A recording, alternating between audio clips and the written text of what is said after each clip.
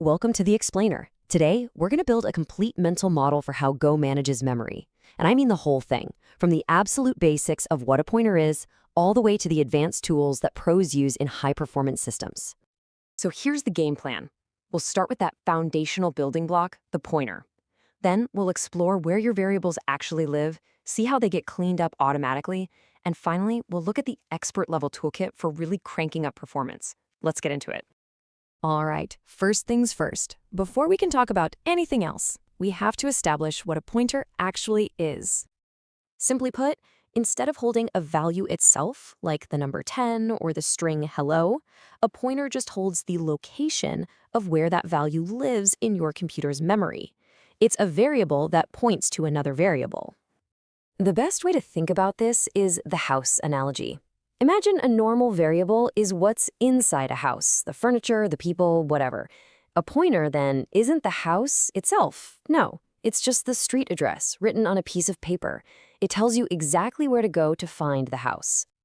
And here's the cool part. To work with pointers, you really only need two symbols. The ampersand, and, basically says, hey, give me the address of this variable. And the asterisk, star, does the exact opposite. We call it dereferencing, which is just a fancy way of saying, okay, take this address, go to that house, and tell me what's inside. So you might be asking, why even bother with all this? Well, pointers are absolutely crucial for two big reasons. First, by default, Go passes a copy of your data into functions. So if you want a function to change the original data, you can't give it a copy, you have to give it the address. Second, it's all about performance. Copying a massive data structure can be slow and expensive. But copying its address? That's just a few bytes. It's incredibly fast. Now here is something super important to remember. A pointer that doesn't point to anything has a special value called nil.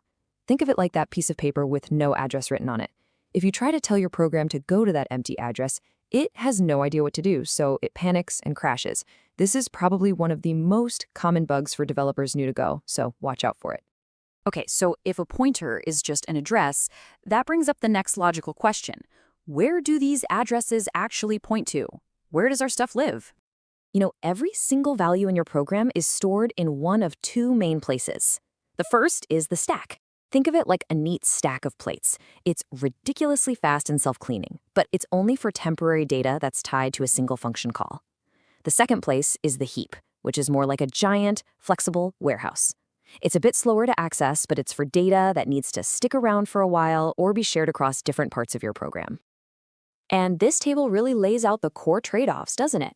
The stack is super fast because memory management is automatic. When a function finishes, its memory is just popped off the stack, gone. The heap, on the other hand, is much more flexible, but needs a dedicated cleanup crew, what we call the garbage collector, to manage all of its long-lived data. So, how does Go decide where to put things? It's not magic. It's this really clever compiler process called escape analysis. The compiler asks a simple question.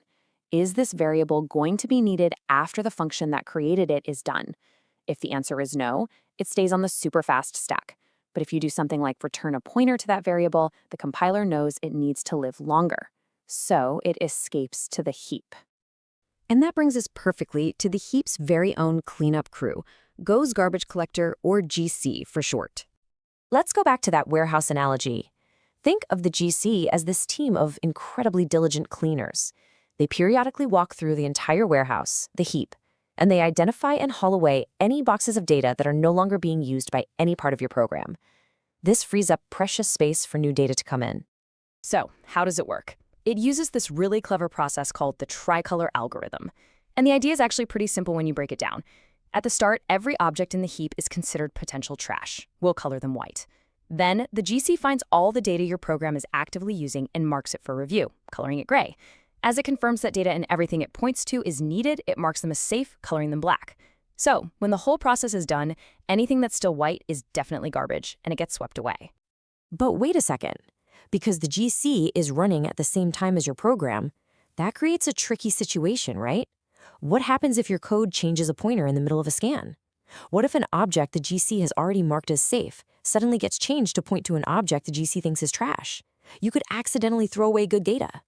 Well, the solution is brilliant. It's something called a write barrier. Essentially, the Go compiler adds a tiny automatic check whenever a pointer is changed.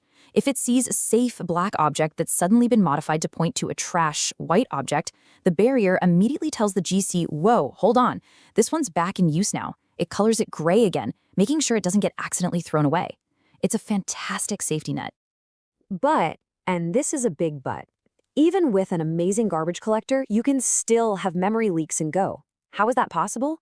Well, it happens when you accidentally hold onto a reference to something you don't need anymore. It's kind of like forgetting you have a key to an old storage unit. Even if you never visit it again, as long as your name is on the lease, the company will never clear it out for someone else. Okay, we've got the fundamentals down. Let's shift gears and look at how senior engineers take all these concepts and use them to write truly high-performance code. So for performance, it all comes down to this classic trade-off. For small, simple data structures, just passing a copy, by value, is often faster. Why? Because it stays on the stack and has absolutely zero GC overhead. But for large structures, passing a pointer is way better to avoid that huge copying cost, even if it means that data might escape to the heap and add a tiny bit of pressure to the garbage collector. The golden rule here is, don't guess. Profile your code and see what's actually faster. And now for the final tool in our toolkit, the most powerful, and by far the most dangerous, the unsafe package. It lets you completely break Go's strict safety rules. It's incredibly powerful, but this analogy nails it. You should only use this for very low-level, performance-critical code, like talking directly to C libraries or squeezing every last nanosecond out of a database kernel. It really gives you two main tools. First is unsafe.pointer, which is a generic, typeless pointer. You can use it to basically tell Go, hey, I know you think this block of memory is an integer, but I want you to treat it like a string. Second is uinptr, which is just an integer big enough to hold a memory address. This lets you do math on memory locations, something regular, safe Go pointers absolutely forbid. So why is this so risky? What's the big deal? Well, you're making promises to the compiler that it just can't verify. The garbage collector might decide to move your memory to a new location while your code isn't looking, and suddenly your address is invalid. Or maybe the memory layout of your data changes in the next version of Go. Poof, your code is instantly broken. You're operating without a safety net. And that leaves us right here, with the fundamental question every advanced Go developer has to answer for themselves. After understanding this whole memory model, from the simple pointer to the stack and the heap, to the power and peril of unsafe, you have to ask, when is a performance gain so critical that it's truly worth stepping outside of Go's famous safety net?